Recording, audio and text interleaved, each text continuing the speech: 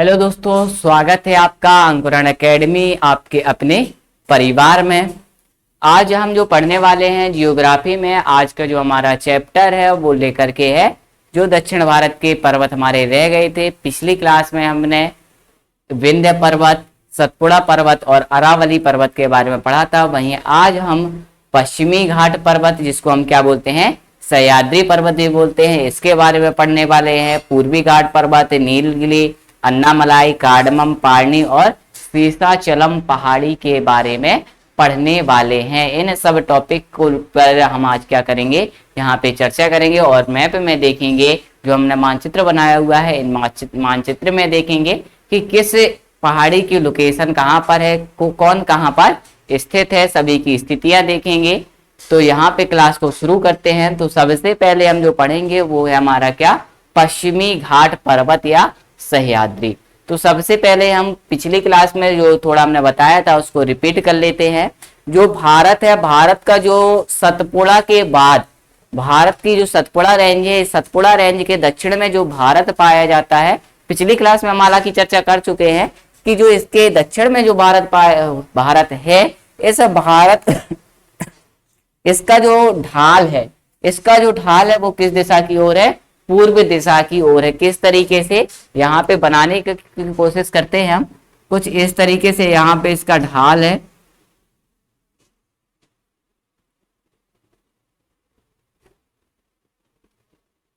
कुछ यहाँ से इस तरीके से हमारा ये क्या है, हमारा जो दक्षिण भारत है, दक्षिण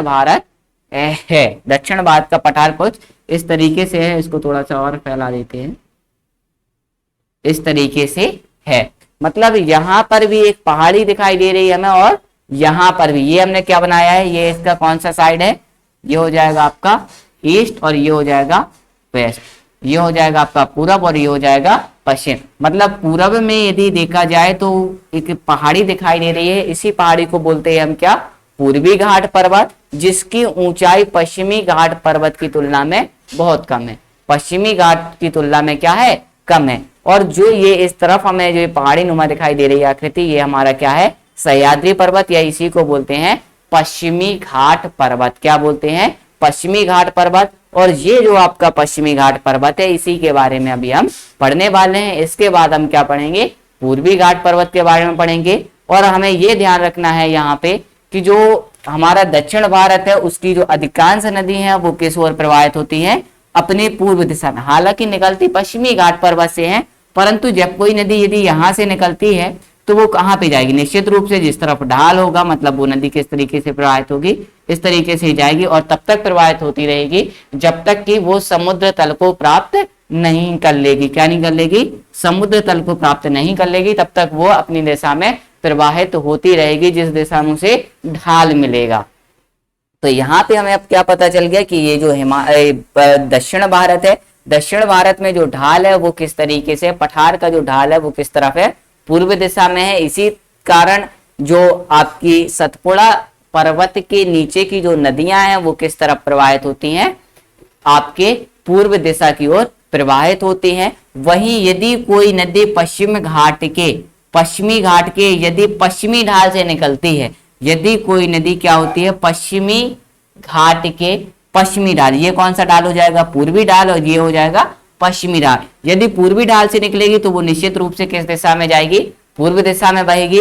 और यदि वह नदी कहाँ से निकलती है, पश्चिमी घाट से निकलती है, तो वह नदी किस तरीके से प्रवाहित होगी, इस तरह प्रवाहित होगी, किस दिशा में, पश्चिम दिशा में प्रवाहित होगी। यहाँ पे इसलिए बहुत कम छोटी छोटी नदियां हैं, आगे जब नदियों का टॉपिक पढ़ेंगे तो वहां पे चर्चा करेंगे। यहाँ पे आपको केवल इतनी समझ को विकसित करना है कि जो आपकी नदियां हैं वो पूर्व दिशा की ओर क्यों प्रवाहित होती हैं, इसको आपको याद रखना है। इसके बाद शुरू करते हैं हमारा, इसको लिखना नहीं है, इसको इसी तरीके से आपको थोड़ा सा याद रखना है, माइंड में इस चीज को सेट रखना है। इसके बाद आते हैं नेक्स्ट, देखते हैं हमें क्या पढ़ना है। अभी सबसे पहले हम पढ़ेंगे पश्चिमी घाट पर्वत। तो आप हेडिंग डाल लीजिए पश्चिमी घाट पर्वत, पश्चिमी घाट पर्वत, या स्लैश करके लिख लीजिएगा सह्याद्री पर्वत। और इसमें आपको सबसे पहले क्या लिखना है, इसका विस्तार, इसका क्या लिखना है, विस्तार लिखना है। तो इसका जो विस्तार हो जाता है, विस्तार कहाँ हो जाता है, यहाँ पे यदि हम देखें तो यहाँ से आपकी एक नदी निकलती है और इस तरीके से यहाँ से एक नदी प्रवाहित होती है, जो कि एक ये जो नदी है, इस नदी का नाम है ताप्ती नदी, जो कि कहाँ पे बहती है, आपकी सतपुड़ा पर्वत के दक्षिण में प्रवाहित होने वाली नदी कौन सी है आपकी, वो हो जाती है आपकी ताप्ती नदी। तो इसका जो आपका विस्तार क्षेत्र हो जाएगा, ये उत्तर में, उत्तर दिशा में ताप्ती नदी से लेकर के दक्षिण में कहां तक हो जाएगा, केरल के कन्याकुमारी तक हो जाएगा। कहां हो जाएगा, ताप्ती नदी से लेकर के, ताप्ती नदी से कन्याकुमारी तक कहां हो जाएगा, कन्याकुमारी या फिर कह सकते हैं केरल राज्य तक। केरल राज्य में यहीं पे पड़ता है आपका क्या, कन्याकुमारी तमिलनाडु में, हालांकि कन्याकुमारी पड़ता है आपका तमिलनाडु में, लेकिन यहाँ पे मिलन स्थल हो जाता है, इसलिए हम क्या कहेंगे, या तो कन्याकुमारी कहेंगे या फिर कह सकते हैं केरल में। ताप्ती नदी से लेकर के कन्याकुमारी तक इसका क्या हो जाता है, विस्तार हो जाता है। यहाँ से लेकर के ताप्ती नदी से लेकर के कहाँ तक फैला हुआ है, दक्षिण में कन्याकुमारी तक हमारा क्या फैला हुआ है, ये फैला हुआ है हमारा पश्चिमी घाट पर्वत। क्या फैला हुआ है, पश्चिमी घाट पर्वत। और जो इसकी लंबाई है, ताप्ती नदी से लेकर के यहाँ तक की जो लंबाई है, तो लंबाई भी आपको याद रखनी है, वो कितनी है, 1600 किलोमीटर। कितना लंबा पर्वत है, 1600 किलोमीटर। मतलब यह जो पर्वत है, यह भारत का दूसरा सबसे लंबा पर्वत श्रृंखला है। हिमालय सबसे पहले तो आ जाएगा, हिमालय, हिमालय सबसे लंबी पर्वत श्रृंखला हो जाएगी। और हिमालय के बाद, हिमालय की लंबाई कितनी थी, हिमालय की लंबाई हमने पढ़ा था, हिमालय 2500 किलोमीटर है। वहीं पे बात करते हैं पश्चिमी घाट पर्वत, तो यह भारत की दूसरी सबसे लंबी पर्वत श्रृंखला हो जाएगी, जिसकी लंबाई कितनी है, 1600 किलोमीटर। कितनी है, 1600 किलोमीटर। और इसकी जो औसत ऊंचाई है, इसमें जो पहाड़ियां हैं उनकी औसत ऊंचाई कितनी है, ये भी हमें याद रखना है। औसत ऊंचाई, तो औसत ऊंचाई लगभग 1200 मीटर। और जो कि हिमालय की तुलना, यदि इसकी तुलना हिमालय से की जाती है, तो हिमालय से यह जो पश्चिमी घाट पर्वत है आपका बहुत ही छोटा है। हिमालय से ये पश्चिमी घाट पर्वत क्या है, बहुत ही छोटा है। हिमालय की औसत ऊंचाई कितनी है, हिमालय की औसत ऊंचाई लगभग 8000 मीटर या 8 किलोमीटर है। वहीं इसकी यदि बात करते हैं तो मात्र 1200 मीटर, मतलब हिमालय से क्या है, बहुत कम है आपकी पश्चिमी घाट पर्वत की औसत ऊंचाई। ठीक है, तो ये भी आपको याद रखना है। और इसका विस्तार क्षेत्र भी आपको याद रखना है, कहां से कहां तक है, ताप्ती नदी से लेकर के दक्षिण में केरल तक यह फैला हुआ है। और इस पर्वत पर कई सारी आपकी चोटियां पाई जाती हैं, जिनको आपको याद रखना है। यहाँ पर ये पहाड़ियां आपको दिखाई दे रही हैं, चोटियां दिखाई दे रही हैं। सबसे पहले जो पूर्व में चोटी दिखाई दे रही है, यह चोटी हमारी काल सुबोई। कौन सी चोटी है, काल सुबोई। सबसे ऊंची चोटी कौन सी हो जाएगी, सबसे ऊंची चोटी, यह आपकी पश्चिमी घाट पर्वत की क्या है, सबसे ऊंची चोटी है। पश्चिमी घाट पर्वत की सबसे ऊंची चोटी कौन सी हो जाएगी, सबसे ऊंची चोटी कौन सी है आपकी, यह है आपकी काल सुबोई। कौन सी है, काल सुबोई। क्या है आपकी, जो आपका सह्याद्री पर्वत है, सह्याद्री पर्वत की सबसे ऊंची चोटी कौन सी हो जाएगी हमारी, वह हो जाएगी आपकी काल सुबोई। क्या हो जाएगी, काल सुबोई हो जाएगी। और इसकी जो ऊंचाई है वो है 1626 मीटर। ऊंचाई पूछी जाए तो ऊंचाई कितनी है, 1626 मीटर इसकी ऊंचाई है। इसी क्रम में नीचे आते हैं, तो यहाँ पे भी एक पहाड़ी पाई जाती है, एक चोटी पाई जाती है, जिसका नाम महाबलेश्वर चोटी। कौन सी चोटी है, महाबलेश्वर चोटी है। और इसी महाबलेश्वर चोटी से कौन सी नदी निकलती है हमारी, कृष्णा नदी निकलती है, जो कि अपनी पूर्व दिशा में प्रवाहित होकर के यहाँ पे जाकर के आंध्र प्रदेश में अपना क्या बना देती है, डेल्टा बना देती है। तो ये नदी कहाँ से निकलती है हमारी, महाबलेश्वर चोटी में। और महाबलेश्वर चोटी भी आपकी कहाँ पर स्थित है, ये भी आपके पश्चिमी घाट पर्वत में स्थित है। और कहाँ पर, तो यह याद रखना है, पश्चिमी घाट पर्वत में, यह महाराष्ट्र के अंदर पड़ेगी। और आपकी ये वाली चोटी भी जो आपकी काल सुबोई चोटी है, ये भी कहाँ पड़ेगी, आपकी महाराष्ट्र के अंदर पड़ेगी। इसके बाद तीसरी चोटी पड़ती है, जिसका नाम है ब्रह्मगिरी चोटी। कौन सी चोटी है, ब्रह्मगिरी चोटी। यह चोटी आपकी कर्नाटक के अंदर पड़ती है। किस राज्य में पड़ती है, कर्नाटक में पड़ती है। और इसी ब्रह्मगिरी चोटी से आपकी कावेरी नदी निकलती है। कौन सी नदी प्रवाहित हो रही है, यह आपकी कावेरी नदी है और ये इस दिशा में आपकी तेलंगाना आंध्र प्रदेश होते हुए बह रही है। ये कौन सी हो जाएगी आपकी चोटी? ब्रह्मगिरी चोटी। और ब्रह्मगिरी चोटी के पास ही आपकी एक चोटी और होती है, इस चोटी का नाम है आपका क्या? कुद्रेमुख चोटी। कुद्रेमुख चोटी भी कहां पर है आपका? कर्नाटक के अंदर स्थित है। कहां पर है? कर्नाटक के अंदर है। आपकी कौन सी चोटी है? यह है आपकी कुद्रेमुख चोटी।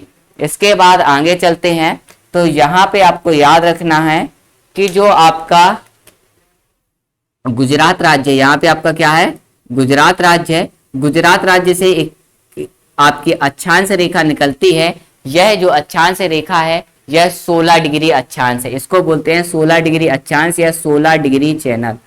क्या बोलते हैं? 16 डिग्री उत्तरी अक्षांश बोलते हैं या 16 डिग्री चैनल बोलते हैं। यह चैनल जो आपका सह्याद्री पर्वत है, इस सह्याद्री पर्वत को दो भागों में बांटता है। 16 डिग्री चैनल क्या करता है? सह्याद्री को दो भागों में बांटता है।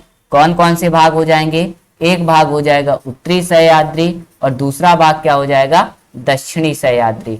दूसरे का नाम क्या हो जाएगा? दक्षिणी सह्याद्री। बराबर भागों में बांटती है। गोवा से निकलता है। कौन सा?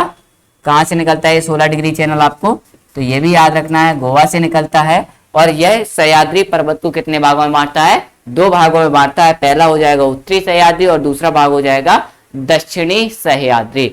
अब पेपर में पूछा जाता है कि उत्तरी सह्याद्री की सबसे ऊंची चोटी कौन सी है? तो हमें पता है जब ये हमारी सबसे ऊंची चोटी है 1626 मीटर की, तो यह कहां पे पड़ रही है आपकी? उत्तरी सह्याद्री में। तो उत्तरी सह्याद्री की सबसे ऊंची चोटी क्या हो जाएगी हमारी? वह हो जाएगी कालसुबोई। क्या हो जाएगी? कालसुबोई हो जाएगी। और यदि आपसे दक्षिण सह्याद्री की सबसे ऊंची चोटी पूछी जाए तो वह कौन सी हो जाएगी आपकी? कुद्रेमुख हो जाएगी। कर्नाटक में स्थित कुद्रेमुख चोटी जो है यह दक्षिण सह्याद्री की सबसे ऊंची चोटी है। कहाँ की? दक्षिण सह्याद्री की सबसे ऊंची चोटी कौन सी है हमारी? कुद्रेमुख चोटी। तो ये भी आपको याद रखना है। ये सारे फैक्ट आपको कहाँ से याद रखना है? यह होता है हमारा पश्चिमी घाट पर्वत। पश्चिमी घाट पर्वत और पूर्वी घाट पर्वत में एक अंतर आपको ये याद रखना है कि जो पश्चिमी घाट पर्वत है यह श्रृंखला आपकी दिखाई दे रही है कि लगातार है, पूरी दक्षिण तक क्या है? लगातार है। जबकि यदि हम पूर्वी घाट पर्वत में देखते हैं तो यह श्रृंखला लगातार नहीं है, बीच में कटी हुई है। और इसका कारण क्या है? नदियों का बहाव। नदियों ने इसको क्या कर दिया है? जगह जगह से काट दिया है। जैसे यहाँ महानदी ने इस पर्वत को काट दिया है, यहाँ पे गोदावरी नदी ने भी काट दिया, फिर कृष्णा और कावेरी नदी ने भी काट दिया, और यहाँ पे भी अन्य बैगई, वैतरणी जैसी छोटी छोटी नदी हैं जिन्होंने इसे क्या कर दिया है? बीच में काट दिया है। इसलिए क्या है? लगातार श्रृंखलाबद्ध नहीं है। जबकि यदि हम पश्चिमी घाट पर्वत की बात करते हैं तो यह पूरी तरीके से क्या है? एक श्रृंखला में लगातार फैला हुआ है। तो ये फैक्ट आपको याद रखना है। इसके बाद आगे चलते हैं। आगे हमारा जो पॉइंट है वो आगे क्या है हमारा? पूर्वी घाट पर्वत। आगे क्या है हमारा? अब पूर्वी घाट पर्वत। पश्चिमी घाट पर्वत में थोड़ा देख लेते हैं क्या कुछ रह गया है, नहीं है, ठीक है, सब ठीक है। इसके बाद नेक्स्ट चलते हैं। नेक्स्ट हमारा क्या है? पूर्वी घाट पर्वत। नेक्स्ट क्या है? पूर्वी घाट पर्वत, जो कि दक्षिण भारत में पूर्व साइड का पर्वत है। इस पर्वत को क्या बोलते हैं? इस पूरे पर्वत को क्या बोलते हैं हम? इसको बोलते हैं पूर्वी घाट पर्वत। और यदि इसके विस्तार क्षेत्र की बात करते हैं कि इसका विस्तार कहां से कहां तक है, यह कहां से कहां तक फैला हुआ है, तो विस्तार में आपको याद रखना है ऊपर ये क्या है हमारा? उड़ीसा है। उड़ीसा के बाद कौन सा हो जाएगा? उड़ीसा राज्य हो जाएगा। उड़ीसा के नीचे कौन सा राज्य हो जाता है हमारा? आंध्र प्रदेश राज्य हो जाता है। उड़ीसा में फैला हुआ है, आंध्र प्रदेश में फैला हुआ है। आंध्र प्रदेश के नीचे जाते हैं तो एक पहाड़ी हमारी यहाँ तेलंगाना राज्य में भी है। हालांकि ये पूर्वी घाट का हिस्सा नहीं है, और इसे है तो पढ़ लेंगे यहीं पे। और साथ में यह तमिलनाडु में है। कहां पर है? तमिलनाडु राज्य में भी इसका विस्तार है। पश्चिमी घाट पर्वत का विस्तार कहां पे हो जाएगा? उड़ीसा, आंध्र प्रदेश और तमिलनाडु मुख्य रूप से। और एक जो आपकी शेषाचलम पहाड़ी होती है, ये कहां पे पाई जाती है? आपकी तेलंगाना राज्य में। शेषाचलम पहाड़ी है ये, और कहां पाई जाती है? आपकी तेलंगाना राज्य में पाई जाती है। कहां पाई जाती है? तेलंगाना राज्य में पाई जाती है। अब यहाँ पे हमने देखा है कि अब जो आपका पूर्वी घाट पर्वत है, जगह जगह पर ये क्या है? कटा हुआ है और यहाँ पे कई सारी छोटी छोटी पहाड़ियां बन गई हैं और इन पहाड़ियों को अलग अलग नामों से जाना जाता है। जैसे तमिलनाडु में बात करें तो तमिलनाडु में हमें 3 प्रमुख पहाड़ियां दिखाई दे रही हैं जिनका नाम आपको याद रखना है। ये पहाड़ियां कहाँ पर हैं? तो जो आपको ये सबसे दक्षिणी पहाड़ी दिखाई दे रही है पूर्वी घाट पर्वत की, इस पहाड़ी को क्या बोलते हैं? इसको बोलते हैं पांचामलाई। क्या बोलते हैं? पांचामलाई बोलते हैं। क्या बोलते हैं? पांचामलाई पहाड़ी बोलते हैं। तमिलनाडु में है पांचामलाई पहाड़ी।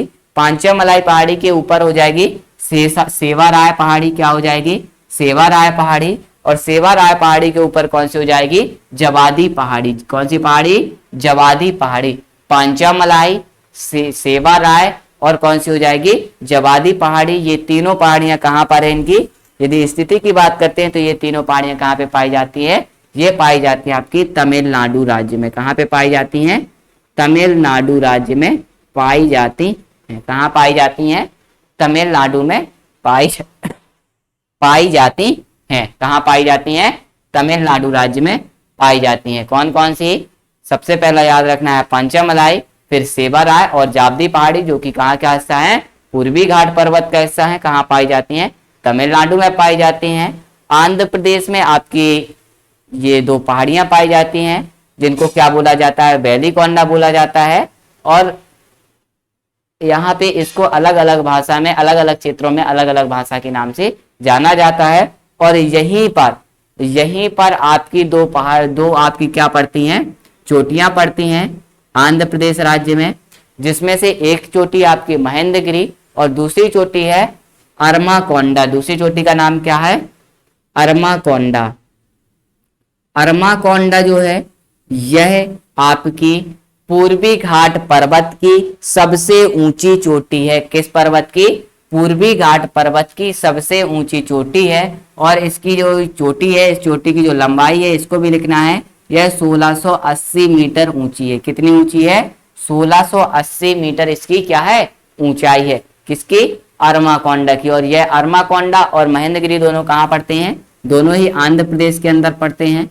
कहाँ पड़ते हैं? दोनों आंध्र प्रदेश के अंदर पड़ते हैं। और इनमें से जो आपका अरमाकोंडा है, यह पूरे जो हमारा क्या है? पूर्वी घाट पर्वत है, इसकी सबसे ऊंची चोटी कौन सी है? अरमाकोंडा है, जो कि कहाँ पड़ती है? आंध्र प्रदेश राज्य में पड़ती है। इसको आपको याद रखना है। इसको आपको याद रखना है। इसके बाद आपको याद रखना है यहाँ पे ये भी आपका लगभग इसी का हिस्सा माना जाता है। और ये कौन सा है हमारा? शेषाचलम पहाड़ी। और ये शेषाचलम पहाड़ी किस राज्य में स्थित है? तो ये भी आपको याद रखना है। कहाँ पर स्थित है? तेलंगाना राज्य में स्थित है। कहाँ पर स्थित है? तेलंगाना राज्य में। तो ये सब चीजें यहाँ पे हमने देख ली हैं, जिसमें हमने क्या देखा है? पूर्वी घाट पर्वत और पश्चिमी घाट पर्वत। अब बात करते हैं हम नीलगिरी की। नीलगिरी बहुत ही फेमस टॉपिक हो जाता है एग्जाम की दृष्टि से। यहाँ से लगभग हर एग्जाम में आपके क्वेश्चन पूछे जाते हैं, चाहे वो आपकी कार्डमम पहाड़ी हो, नीलगिरी हो, अन्नामलाई हो या पालनी की पहाड़ी हो। हर एग्जाम में यहाँ से क्वेश्चन पूछे जाते हैं। तो इसको हम बहुत अच्छे से कंप्लीट करेंगे कि ये सबसे पहले तो देखना है कि नीलगिरी पर्वत क्या है और यह किस तरीके से ये बना है। तो यहाँ पे यदि हम देखें तो ये हमारा क्या हो जाता है? पश्चिमी घाट पर्वत और पूर्वी घाट पर्वत। तो पश्चिमी घाट पर्वत और पूर्वी घाट पर्वत दक्षिण में आकर के जहां पर मिलते हैं, पूर्वी घाट पर्वत और पश्चिमी घाट पर्वत जहां पर ये दक्षिण भारत में आकर के मिलते हैं, यहाँ पर एक पर्वतीय घाट का निर्माण हो जाता है। किसका निर्माण हो जाता है? पर्वतीय घाट का। जैसे पेड़ में होता, पेड़ में 2 शाखाएं जहां पर मिलती हैं, वहां पे क्या हो जाता है? एक घाट का निर्माण हो जाता है। इसी तरीके से यहाँ पर भी 2 पर्वतों के मिलने से एक क्या हो जाता है? पर्वतीय घाट का निर्माण हो जाता है। और इसी घाट को हम क्या बोलते हैं? इसी घाट को बोलते हैं नीलगिरी पर्वत। क्या बोलते हैं? नीलगिरी पर्वत बोलते हैं। इस पर्वतीय घाट को क्या बोलते हैं? नीलगिरी पर्वत। और यह जो नीलगिरी पर्वत है, यह आपका पूर्वी घाट और पश्चिमी घाट का मिलन स्थल है। क्या है यह? कैसे बना है यह? पूर्वी घाट व पश्चिमी घाट के मिलने से। तो इसको क्या बोलते हैं? पश्चिमी घाट, पूर्वी घाट और पश्चिमी घाट का मिलन स्थल भी किसे बोला जाता है? मिलन स्थल भी किसे बोला जाता है? यह बोला जाता है आपको, आपका नीलगिरी माउंटेन को। किसको बोला जाता है? नीलगिरी माउंटेन को बोला जाता है। पूर्वी घाट पूर्वी घाट यहाँ पे, और यहाँ पे ये क्या है, पश्चिमी घाट, और इन दोनों की जो मिलने की जगह है इसको क्या बोला जाता है, नीलगिरी पर्वतीय घाट या नीलगिरी पर्वत के नाम से जाना जाता है। और इस नीलगिरी पर्वत का जो विस्तार है, विस्तार आपको याद रखना है, जो विस्तार है, विस्तार कहां से कहां तक हो जाएगा, इसका जो विस्तार है, विस्तार कहाँ हो जाएगा, तो विस्तार हम यहाँ मैप में देख सकते हैं। यहाँ पर आपका कौन सा राज्य होता है, कर्नाटक राज्य रहता है, कर्नाटक राज्य रहता है। यहाँ पे बात करते हैं पश्चिम साइड केरल राज्य रहता है, और पूर्व में यहाँ पे ये कौन से राज्य में इसका चला जाएगा, ये चला जाएगा हमारा तमिलनाडु में। कहाँ चला जाएगा, तमिलनाडु में चला जाएगा। तो इसका विस्तार की बात करते हैं तो विस्तार क्षेत्र क्या हो जाएगा, कर्नाटक, केरल और तमिलनाडु। नीलगिरी पर्वत आपका भारत के 3 राज्यों में विस्तृत है। कौन कौन से राज्य हो जाएंगे, कर्नाटक राज्य हो जाएगा, केरल हो जाएगा और तमिलनाडु हो जाएगा। और इसी नीलगिरी पर्वत पर आपका एक क्या है, स्वास्थ्य वर्धक स्थान या बोल सकते हैं हिल स्टेशन, दक्षिण भारत का हिल स्टेशन जो आपने नाम सुना होगा ऊटी। क्या नाम सुना होगा आपने, ऊटी। क्या नाम सुना होगा, ऊटी। कई लोग बोलते हैं ऊटी घूमने जाना है, ऊटी घूमने जाना है। ऊटी कहाँ पर है हमारा, ये भी हमारा इसी नीलगिरी माउंटेन में है। क्या है, ऊटी। और इसको जो क्षेत्रीय भाषा में बोला जाता है वो बोला जाता है उटक मंडलम। क्या बोला जाता है, उटक मंडलम बोला जाता है। इसको क्षेत्रीय भाषा में क्या बोला जाता है, ऊटी को उटक मंडलम बोला जाता है। यह ऊटी भी आपका कहाँ पड़ता है, नीलगिरी पर्वत में ही पड़ता है। और राज्य कौन सा हो जाएगा, तमिलनाडु। राज्य कौन सा हो जाएगा, तमिलनाडु राज्य में हो जाएगा। मतलब इसकी स्थिति कहाँ पर है, यहाँ पर इस तरीके से नीलगिरी पर्वत में, जहाँ पे कहाँ पे ये आपका कौन सा राज्य हो जाएगा, यहाँ पर तमिलनाडु राज्य। और यहीं पे आपका नीलगिरी के अंदर क्या स्थित है, ऊटी स्थित है, जो कि एक आपका हिल स्टेशन है जहां पर अक्सर लोग घूमने जाते हैं। अक्सर लोग क्या करते हैं, यहाँ पे घूमने जाते हैं। तो ऊटी भी आपका कहाँ हो जाएगा, इसी नीलगिरी पर्वत में हो जाएगा। एक नाम आपने बहुत फेमस नाम सुना होगा, शांत घाटी। क्या नाम सुना होगा, साइलेंट वैली या फिर शांत घाटी। शांत घाटी या फिर क्या नाम सुना होगा, साइलेंट वैली। तो साइलेंट वैली और शांत घाटी जो है आपकी, ये भी आपका कहां पर है, इसी नीलगिरी माउंटेन में स्थित है। और यह क्या है आपका, यह आपका केरल राज्य में स्थित है। कहां पे पड़ेगा, यहाँ पे क्या हो जाएगा, केरल वाला एरिया हो जाएगा और बाकी का महाराष्ट्र का। तो इसी केरल वाले एरिया में क्या पड़ता है, इसी नीलगिरी माउंटेन के अंदर क्या पड़ता है आपका, वह पड़ता है आपका क्या, शांत घाटी या फिर साइलेंट वैली। यहाँ पे होता क्या है कि जो आपका पर्वतीय घाट है चूंकि है, तो यहाँ पे जो जंगल है, जंगल बहुत ही घने हैं। जंगल क्या है, बहुत घने हैं।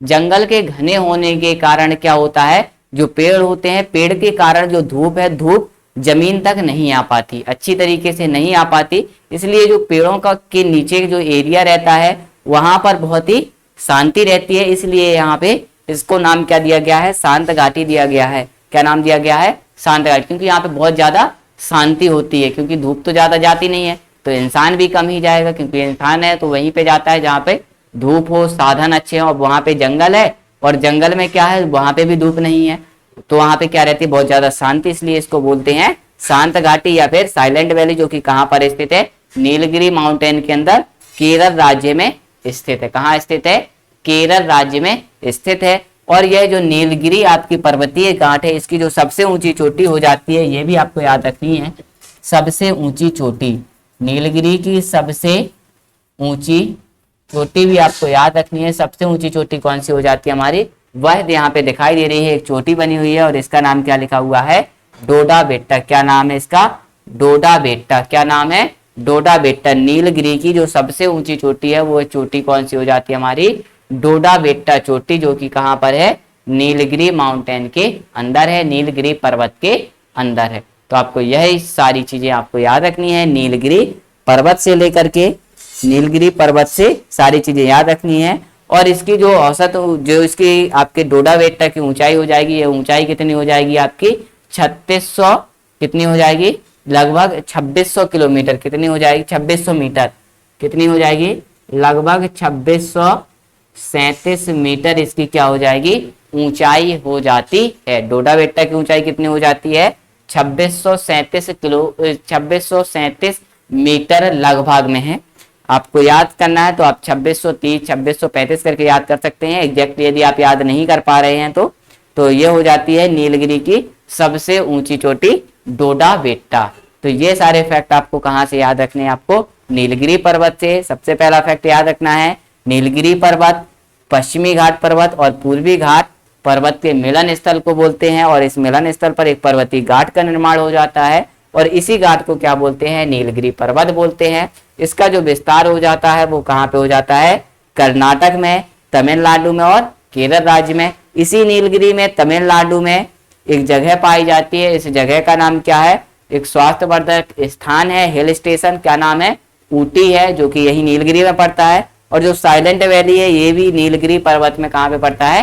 केरल राज्य के अंदर पड़ता है। इसके बाद आपको याद रखना है जो नीलगिरी की सबसे ऊंची चोटी हो जाती है वह कौन सी हो जाती है हमारी? वह हो जाती है डोडा बेट्टा। 2637 मीटर ऊंची चोटी है। इसके बाद नेक्स्ट चलते हैं। नेक्स्ट हमारा क्या है? अन्नामलाई की पहाड़ी। क्या है नेक्स्ट? अन्नामलाई पहाड़ी। अब इसके बाद आगे चलते हैं। तो जैसे अभी हमने देखा कि नीलगिरी पर्वत में क्या है, नीलगिरी पर्वत का जो निर्माण है वो किस तरीके से हुआ है? पर्वतीय घाट के रूप में हुआ है। इसी तरीके से एक अन्नामलाई अनेमुदी, क्या नाम है? अनेमुदी पर्वतीय घाट। क्या नाम है? अनेमुदी पर्वतीय घाट।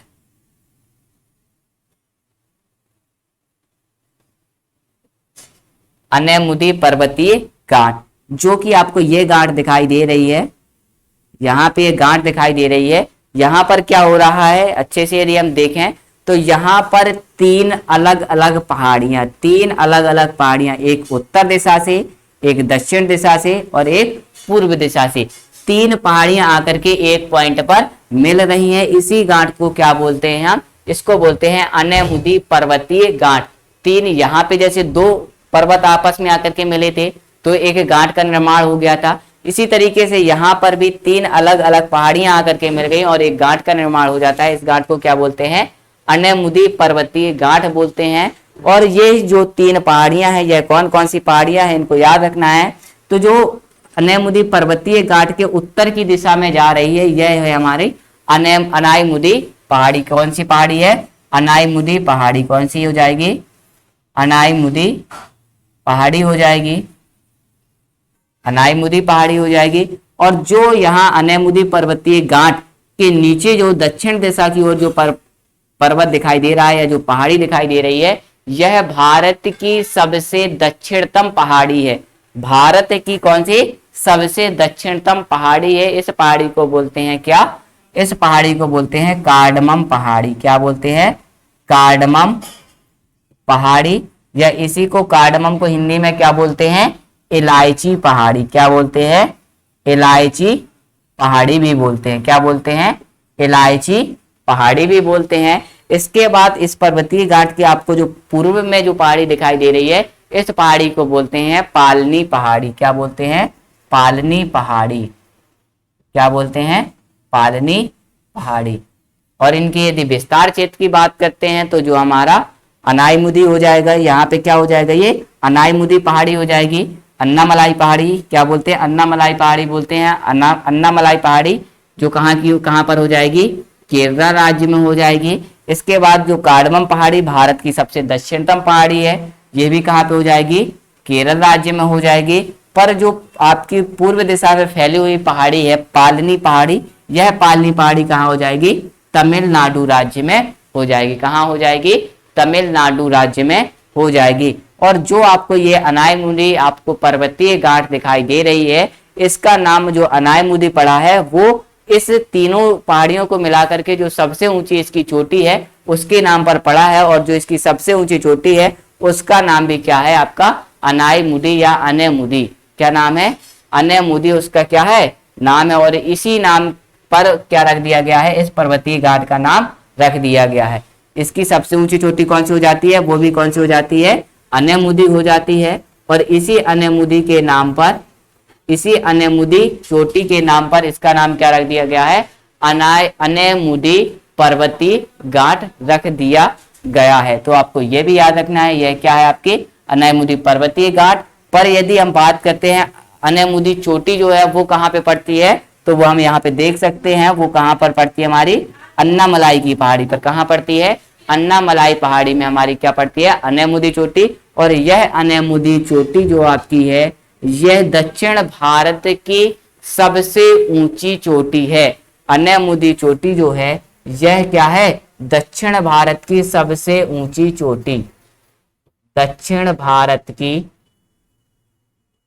सबसे ऊंची चोटी वह कौन सी हो जाती है, दक्षिण भारत की सबसे ऊंची चोटी कौन सी हो जाती है हमारी, वह हो जाती है अनयमुदी, जो कि कहाँ स्थित है, तो याद रखना है अन्नामलाई पहाड़ी में स्थित है। याद रखना है, अच्छी तरीके से याद रखना है, पेपर में यह कई बार पूछ लिया जाता है। और कहाँ पे पड़ती है, तो ये भी याद रखना है अनायमुदी चोटी, जो कि कहाँ पे पड़ती है, आपकी अन्नामलाई पहाड़ी केरल में पड़ती है आपकी अनयमुदी चोटी।